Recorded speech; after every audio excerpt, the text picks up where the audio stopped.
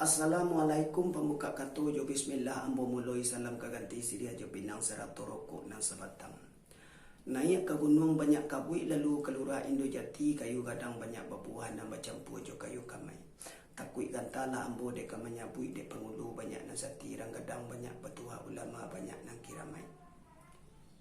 Dari Japun hendak ke Japun Cino memuai pecawalah masuk kualo batang hari. Ampun beribu kali ampun ampunkan ambo jiko pasalah duduk bersimpuh menyusun 10 jari.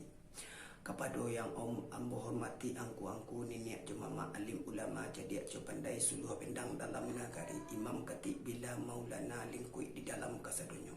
Baik tuju kepada pundokan duang limpa rumah nang kadang selanja kudo belari kapai tempe patanyo.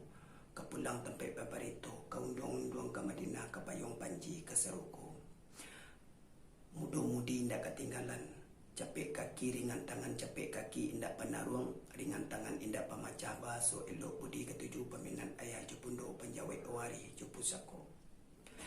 Alhamdulillah tapik pada hari sehari nangko hari nan elok kutiko bayi hari nala bau kuah pacangkukan.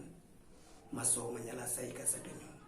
Kandaklah belia pinta balaku nan dia malam pacah nadi muka sui ala sampai. Lah tibo hari kemenangan. Hari Raya Idul Fitri.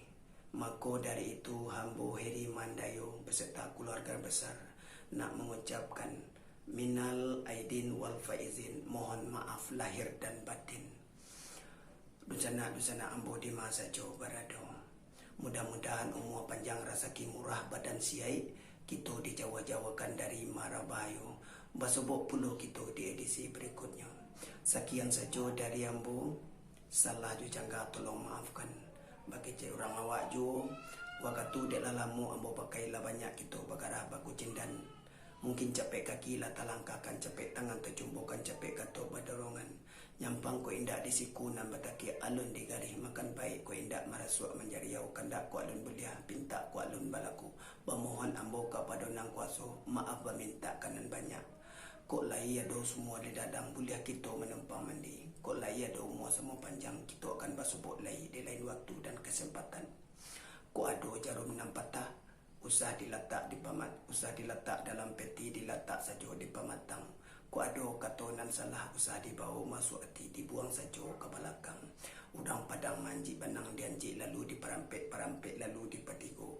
Rundiang dirantang nama panjang elok dipuntanannya singkek sekiro ke gunung. Alhamdulillah. Salam hormat dari ambo. Wassalamualaikum warahmatullahi wabarakatuh.